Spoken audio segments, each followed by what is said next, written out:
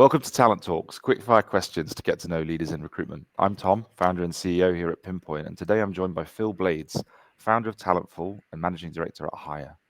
Talentful is a recruitment platform for high-growth tech companies and HIGHER is the world's largest talent acquisition community with over 10,000 international members and counting. Phil has loads of experience, frankly. I'm super excited to have him here on Talent Talks. Are you ready for some questions, Phil? Yeah, hit me. Awesome. If you weren't in the talent space running the various businesses you seem to have your hands involved in, what would you be doing?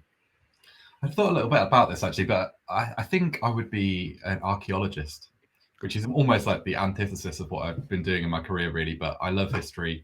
I love trying to figure out what's going to happen in the future based on what happened in the past. So yeah, I think I would be with a trowel well away from a computer. That is a very good answer to that question. Have you studied archaeology? And I know you talk about history, but have you got into that level of depth at all yet? No, I didn't study it at uni or anything like that. No, I was always really into fossils though. When I was a kid, I think I was quite a nerdy kid. I was quite a bookish kid, and yeah, I used to collect fossils, and I still have quite a lot of fossils actually here in the house. But yeah, that would be my ideal. Awesome. And speaking to nerdy kids, you're in good company there. Don't worry about that. Cool. Changing tack from archaeology very quickly. Give me the 60-second summary of why you founded Talentful. So Chris and I, my business partner, we're working as TA contractors in sort of startups and scale-ups in London independently. And what we saw was that, I suppose, the way we could improve the service that we were giving as individuals would be joined together. And so that was the initial kind of thought about Talentful, was just there would be a huge network effect of lots of contractors working together. That's not actually what the business is now, but because all the staff are permanently employed. But essentially the principle remains the same, that you've got in-house recruiters embedded into tech companies, particularly the fast growth space, but then sharing candidates, sharing best practice, and using that hive mind really to help clients. And I think that really helps us basically to navigate very tough talent markets. Particularly, we do lots of work in the AI space, and that market is completely nascent, really. And you are breaking new ground every time, so it's good to have other people that are tackling the same problems. So that's what we saw, really. Yeah, look, makes a lot of sense, and clearly it's working well for you. I think the business is like a bit of a rocket ship, so congratulations for all the success so far. Let's talk about candidate experience. What's the biggest thing you think companies need to be doing to build the best candidate experience today? I was thinking about this. I actually have got quite a simple answer to this question, and I think it is actually just about communication, and just getting back to people on time. And I think the biggest gripe, and I think it is a fair gripe, is that people just don't hear back from companies. And I think many people have said this before, but no news is actually news. And so do actually get back to the candidate and say, look, the hiring manager hasn't got back to me, or I haven't got feedback on this thing, but believe me, I'm chasing for you. I feel like as a candidate, that's all you want to hear, really. And I guess maybe just like further to that is just honesty as well. If you have got to give bad feedback, try and actually give it in a kind way, but actually give the feedback, because nobody's perfect. Everyone's got loads of learning to do. You can really help somebody if you do give them that feedback, so they don't make the same mistake again, or whatever it might be. I think you're true to an extent that it's a bit of a tried and tested, somewhat popular opinion, but like, no news is still news is like a really nice takeaway on the candidate experience side, because it's the easy stuff that people just don't do. I hear you loud and clear. I think the feedback thing's super interesting. We've been working very hard at that and continue, to be honest, to work at that. It is difficult to give quality feedback at scale, right? We all understand that. But I think, there is a bit of a burden of doing that for candidates. It makes sense, right? Changing jobs is a big life event for people, and making that process slightly less fractious is always a good thing, in my opinion. Totally, yeah. And I do believe that using technology to help you do that is the right thing to do, especially if you're doing mass hiring. It is very difficult for you to make 100 phone calls to let people know about things, but even just a 1 or 2 line email, I genuinely do believe that is really helpful for people to at least know that they are still there on the system and that they're still a live candidate, etc.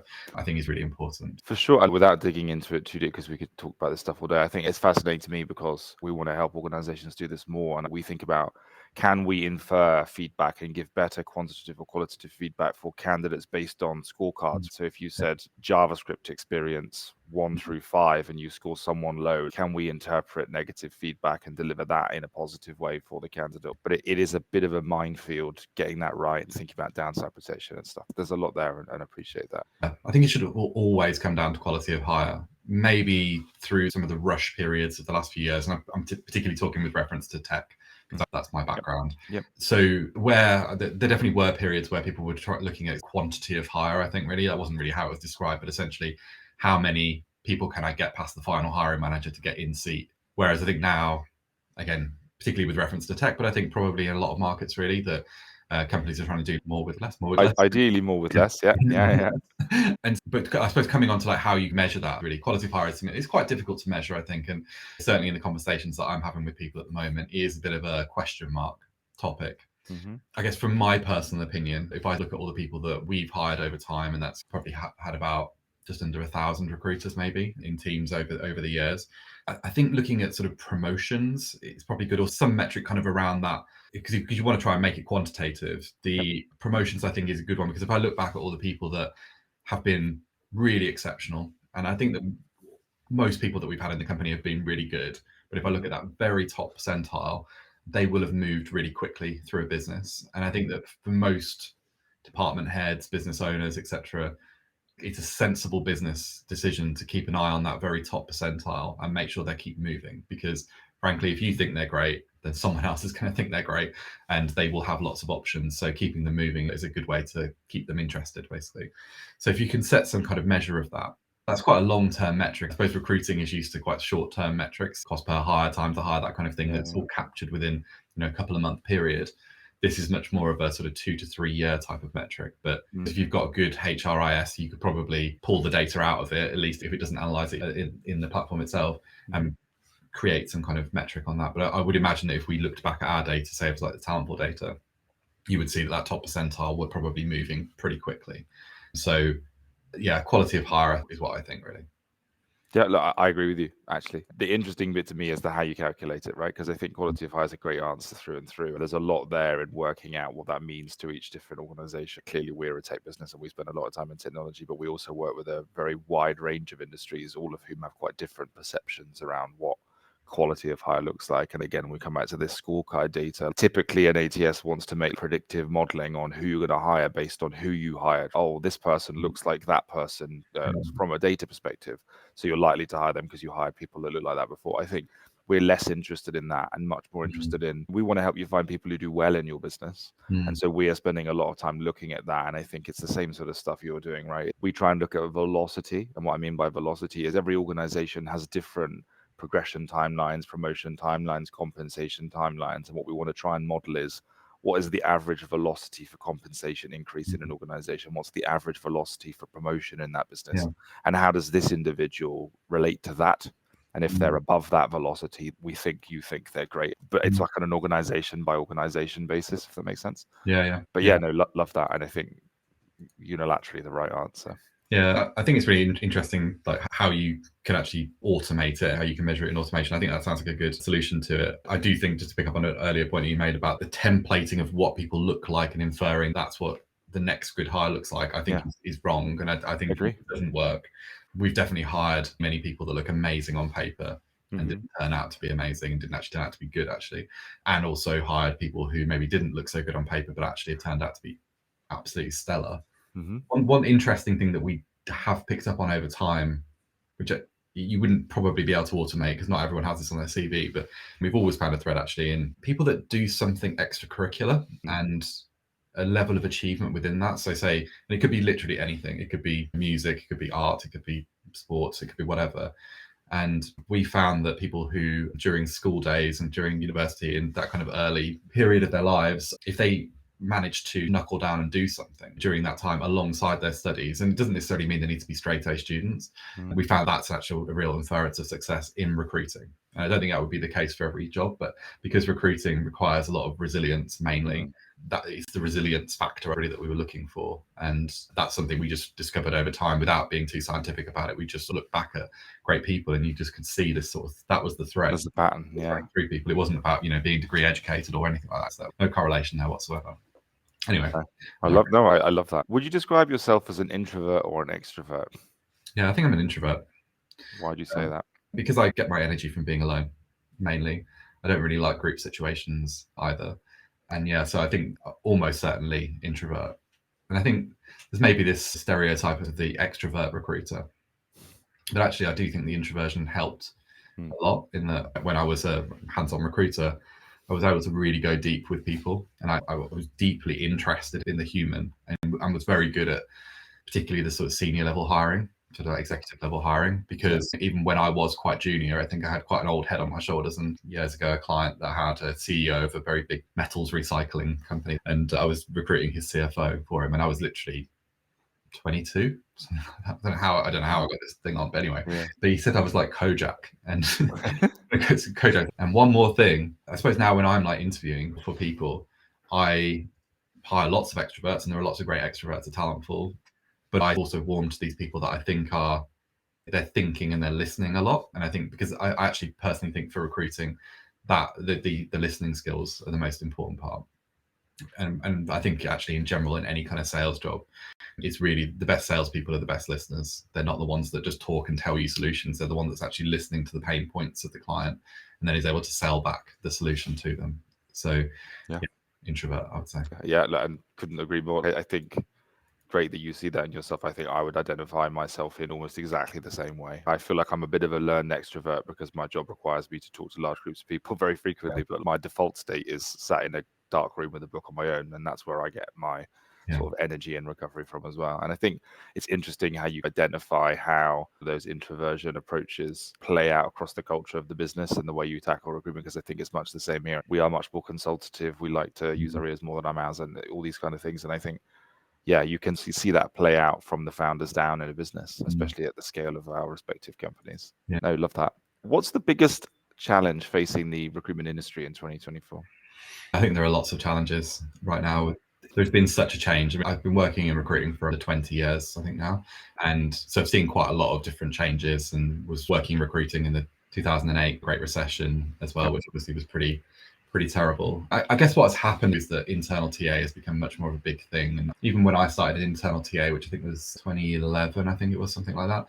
Certainly in Europe, there wasn't a huge industry doing it. There wasn't many internal recruiters in London at that point in tech.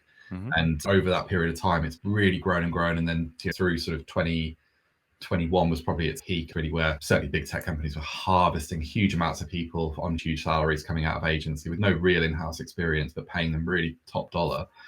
And then I suppose a lot of people have been unceremoniously dumped back out onto the job market. And many people that I know who are genuinely fantastic are out of work, been out of work for 6 months or so, which is it's crazy. A hard market.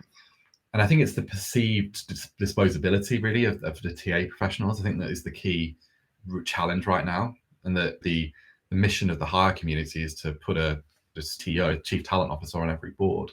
And really the industry is going the other way at this point. And it's really interesting because there are lots of companies that do the same thing ostensibly in every market. There's lots of food delivery companies, there's lots of hotel groups, there's lots of all this kind of stuff. And I think that fundamentally, particularly in tech, the difference between those companies is the people. And I would think that obviously I'm a people person and I've got to fight for the rights of the people. But I think it's true. You always see when these new markets pop up in tech. And so the 10-minute delivery market was like one of the markets that popped up during COVID, and the Gorillas and all those kind of companies that popped up. But really the key differentiator, if you're ostensibly doing the same thing, is how good your people are. It doesn't really make sense to me. And I suppose maybe I've got this bias about TA, but your TA leader and your TA leadership team are the gatekeepers. They're the people that they determine the difference between getting amazing people and just great people. And so how can that department not be powerful in a business? And how can you treat a department like that as a disposable kind of thing? And it's really odd. And I think companies have moaned for years about contingent recruitment agencies. And one of the reasons why you don't get great service from those companies is that you're not paying them anything up front. You're not paying for their service. You're just paying for the result. And so internal TA pops up, and it's a cheaper option to an extent, but also gives great candidate experience and probably gets you better people. But then you just dump it out because it's more fixed cost than using contingent recruitment. I feel like it's going to come back in a cycle again, but I think that's the problem. And I've seen quite a few actually good people going out of recruiting, out of internal TA into sales. And I suppose when the market goes down, maybe you might drop a few people out of your sales team, but really you shouldn't do that because you've got to work harder to make the revenue. And I think it's a real shame. We've got a lot of work to do. I just wanted to say that I, again, as a bit of a theme for today's conversation, completely agree with you. I think like your underlying kind of mission at Higher aligns really closely with ours here at Pinpoint. Obviously, we tackle that challenge in different ways, but I absolutely firmly believe that we need a TA person at the board level of every business. I always make this point that if I was an investor and I had significant amounts of personal capital to deploy into companies, the first thing I would be doing is speaking to their TA team and understanding how does that work, what's the composition of that, what's the talent strategy, how is talent underpinning the strategic goals of the business, and actually are the strategic goals of the business determined by the talent? Because oftentimes that is the reality. As you say, they are the gatekeeper, or talent is the bottleneck for these businesses. And I think more and more you're seeing the underlying product delivery thing become increasingly commoditized, and it's actually just about what's execution. And execution in any knowledge economy business is fundamentally just the quality of people, as you said. And so I couldn't agree with you more. I think that the most important thing you said is we have a long way to go, which is 100% correct. And it's frustrating and it's sad. I speak to all these CEOs all the time, and it annoys me when I speak to people and they'll say, like, the barometer of success for your business is what's your head count? What's your head count? How many people do you employ? It's very transactional, right? We always talk about hiring as a sell-side exercise, not a buy-side exercise. Perspective is so warped, and my hope is that we get there quite soon. Yeah, there's one other piece actually that's interesting thinking about from an investor perspective is that if you look at the reject reasons for companies, there is such a gold mine in there that's often not looked at. Certainly if you're like a consumer-facing company as well, there's so much good data in there because so many people reject things on the basis of they just don't like this brand for whatever reason. And it's almost like a little bit of a bellwether. I think you could probably track that more early than you would get bad PR out there in the wider. That's fascinating. I love that. To be honest, Pinpoint as a business, a significant portion of our revenue is retail, hospitality, consumer goods, very consumer brand driven recruitment experiences. It's interesting speaking to the folks that do that, and they'll all talk about, basically, I want the guest experience to be the same as the recruitment experience. And if the two misalign, we're doing something fundamentally wrong. And great brands will have the actual, like, they'll have goods in the interview process and they'll talk about it and they'll talk about how the brand makes people feel, and people make that connection, but I don't think they're making the connection you're making, which is if candidates are shying away from an opportunity with your organization, maybe it's on account of the brand, and what can you learn from that, and how does that reflect your consumer brand experience? I think that's super interesting. You led to the question yourself, right? But we've identified the problem here and now. What does the future look like? Do you think this pervades for a very long time? Is there light at the end of the tunnel here?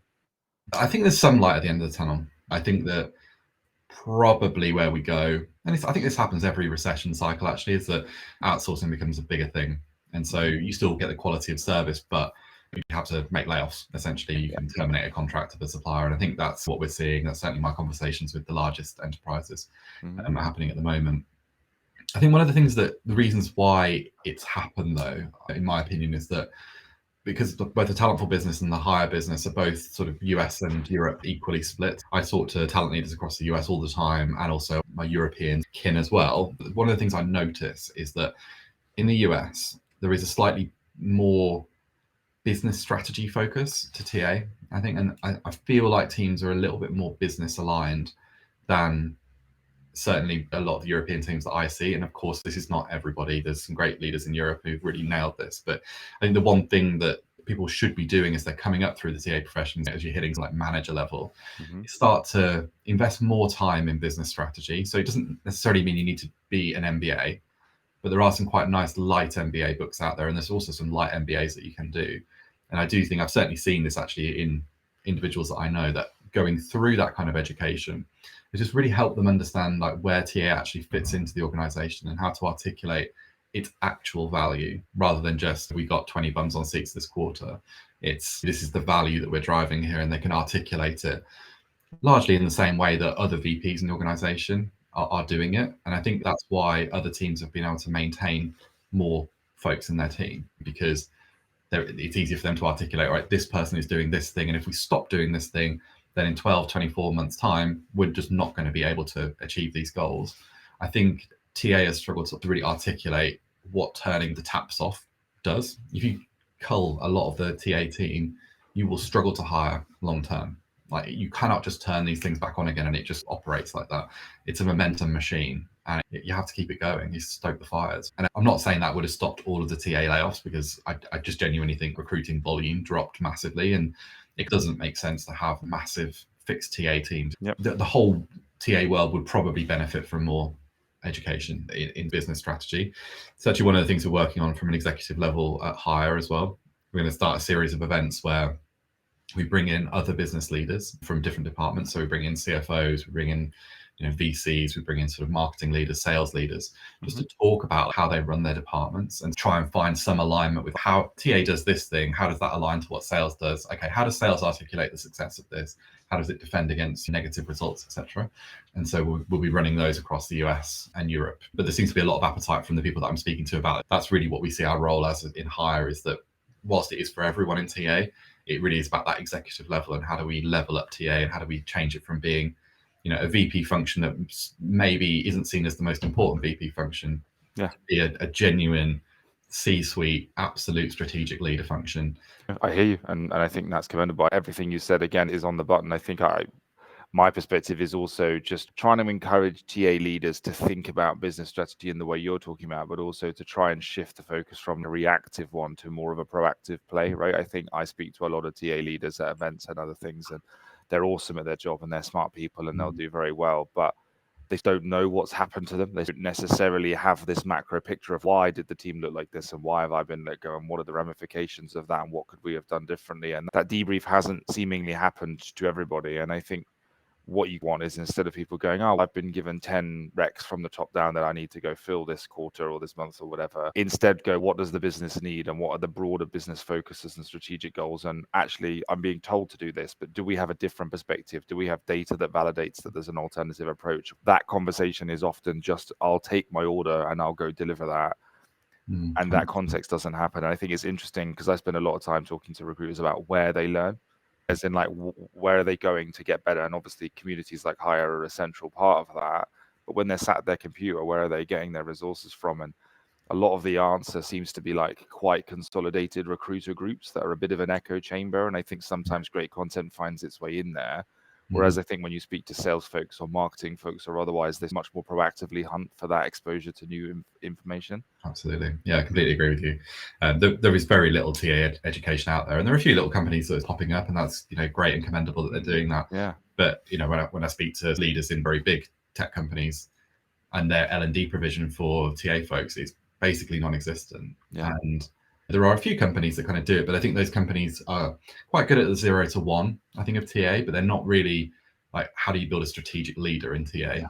I actually think that there's a lot of luck involved in how people get to those big roles, and that's not to do down their capability, but typically it's just that they've landed somewhere really good and they have a great leader themselves. And I think maybe that happens in other disciplines as well, but I think in TA it's massive. So it's very interesting. That makes a great deal of sense. Okay, wildcard question. You've got 2 great businesses under your belt and you've done a bunch of other cool things in the past. We've talked about archaeology being like a passion if you were completely leaving the industry and doing something else. But if you sold up and next year you go and start something new, what would you do? What business would you start today? It's interesting. We're sort of working on is a wellness members club.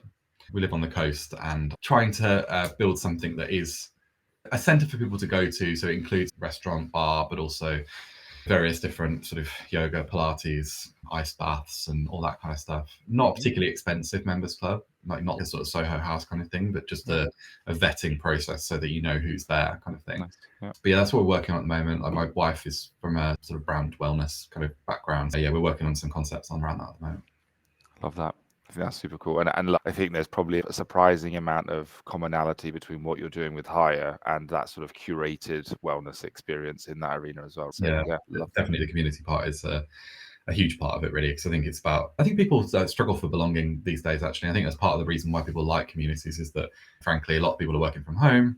Lots of people are just working on their laptop all the time, and you don't have the sort of human connection that we had pre-COVID, I think, for a lot of people. So it's almost like going, it's quite a long sort of philosophy topic, but like the way that communities used to be, maybe like 50 years ago, 100 years ago, you just don't have that, where children were raised by a village and all that kind of stuff. Yeah. I think trying to move back to that kind of thing where people do feel like they've got support networks, even if they haven't got family in the area, build that around things. So the wellness is definitely, like, the mental wellness side of it is a really important part. I couldn't agree with you more. And I think, again, like off topic, but I think there's a lot at the macro level that informs that. Like, I think you can talk about raised by a village. You could also talk about this notion of like factory towns, where everybody in the vicinity of each other has a somewhat shared common mission. They do similar jobs. They're in a similar place. Like, I live in Jersey, which is a tiny island of 9 by 5, 100,000 people. And I got invited to this like mythical WhatsApp group like 2 years ago, full of geeky, weird, businessy people like me, or all at very different stages of the journey. Mhm. And it's my happiness is 10 times what it used to be, because I found people that I didn't know existed, even in a tiny community where everybody knows each other's first name. Do you know what I mean? It's like actually that sense of belonging and that access to people on a similar journey to you or with similar value systems is really interesting. And I think Mhm. even in small communities, that's been lost. And I totally see the value prop of that. Yeah. Two more questions. I think we talk about hires goals as being getting that sort of, you called it a CTO, a chief talent officer, on every board. Mhm. We all understand why that's important at this point in the conversation, hopefully. But we've talked also a little about this kind of lack of strategic business talent and MBA light type thing for talent leaders. What's the piece of advice you think you'd be giving middle to senior level talent folk right now in that aspirational step up to the board? Yeah, I think it's probably like being. This is not to say that people aren't curious, but I think a curiosity around what other people are doing or other leaders are doing in the business, I think, is really helpful. I certainly found when I made the transition from working in a recruitment agency to working in house, I got some of that stuff where I'd spend most of my days actually out there in a real physical office, chatting to people, finding out what they do, so that when it did come to hiring for their departments, I knew the basics and I understood what the challenges were and what's weird about that department, etc. And that networking with your peer group, I think. So if you're a director, other directors of other departments or senior directors or whatever it might be, other VPs if you're a VP, and just developing that holistic understanding of what this business does. One thing I find quite interesting about leading a company is that I've certainly at points thought everyone must understand all of this stuff because I can see it all. But actually, if you are in a department, you can be really quite siloed. And I'm not saying it's easy to break out and go and speak to other departments, but I really think that effort is really worth it. And so, maybe if you're at some kind of company social event, go and speak to other senior people that you don't actually know, rather than maybe staying in your own group, I think could be really valuable. And then it is that sort of that business education. I think it's all basically the same thing. It's just the more you can understand about, so I suppose it's advice, know your boss's job really well, help your boss do their job. And I think you can do that better if you do have a more lateral understanding of the business. I hear you. Like, to me, context is everything, and a big part of what we try and do here, well, hopefully operationally, and we've got a great team supporting all of this stuff, is just transparency and context for everybody, and actually understanding that everybody wants to assimilate context in a different format with different mediums in different ways at different times, but actually putting the effort in to give that to them how they need it. It makes a huge transformational difference at scale. Cool. Look, final question. What are you hearing a lot in the hire community at the moment that you think everybody in TA should be talking about? I'm going to take this question in a slightly different direction, because one of the things I thought that was just the most interesting thing and the most worrying thing actually that I heard recently. Yep. I haven't heard from a lot of the community, but I'm hearing right at the apex of the community at the moment is obviously everyone's talking about AI at the moment. And so a couple of companies that I speak to the VP fairly regularly have discovered that they've got ghost employees in the company that have passed full assessments. And these are US companies as well. So they've gone through the sort of I-9 employment verification, all that kind of stuff, but actually it turned out to not be real people. So obviously someone has done the interview, and these leaders have obviously gone back through their records. I think they've even quite sophisticated teams where they've got recordings of interviews, they've got interview notes, all that kind of stuff, and have found no problems at all with the interview. Great answers, all that kind of stuff, all the documents check out, but actually these people don't really exist, or then, working two jobs or whatever it might be. Yeah. And you've got like VPs of talent from very major tech companies, some of which have just discovered it, and others are like open mouth, like, oh my God, I've not even thought about this happening, and have probably, gone back the next day into their sort of wider people teams and gone, we need to audit all of this stuff. And I think this is probably going to become quite a big problem, basically, is my thing. So I suppose what I'm saying to people is, have a think about it. If you've got an audit process and you've got compliance teams, that kind of stuff, let's just wake those guys up and try and get a review of it, because at the most extreme end, this could be corporate espionage, it could be, whatever it might be. Even if it's not that, you're paying people that aren't doing any work. So it's not something that lots of people are talking about at the moment in the community, but I think it's probably something that people will be talking about a lot over the next 6 to 12 months. Really, wow. Yeah. No, I've been hearing about this for a while. I think this is a fantastic answer to the question, to be honest, because I don't see a lot of people talking about this. But I think, again, I'm mainly in the tech community personally. And I remember reading stuff 2 years ago on Hacker News and in Reddit sub forums about people working 6 jobs simultaneously remotely. and earning £1.5 million a year in salary and just doing nothing. They'd organise the stand-ups at different times as engineers, and they'd join in, and the camera's always off, and so on and so forth. And obviously people are getting better at that, and then they're now turning into these ghost people because everyone's checking LinkedIn, and you can't have 6 concurrent LinkedIn jobs, so now you just create fake 6 people, and like, it's fascinating. And I think, yeah, it is a significant problem that I think people do massively underappreciate. But it's interesting to see the reaction, because, as you say, it then scares people, and people make rash decisions when they're scared. And then you see culture shift and people change, and this culture of trust dissipate very quickly. And it's a tough tightrope to walk, isn't it? Definitely. I think one of the companies in question is maybe a 5,000 to 7,000 headcount type of company, and I think they found 2 people, which is, in percentage terms, is not that high. The problem needs to be solved, but it doesn't mean that you should make everyone go back to the office, as an example. Exactly. But often that will be the approach folks take. It's the very kind of cut and dry. We can't have this because it's embarrassing, so we need to go do whatever we need to do to nip it in the bud quickly. Yeah. Cool. Yeah, scary stuff. And on that note, yeah, look, Phillip, this has been awesome. Thank you so much. We got through 10 questions that I think turned into 35 or 40, but it was an awesome discussion. I learned a lot. Thank you for your time. Thank you. Everyone, you can follow Phil on LinkedIn. If you want to stay up to date, we'll put his link in the show notes. And if you want to join me on Talent Talks, please do get in touch. Thanks very much. Thank you.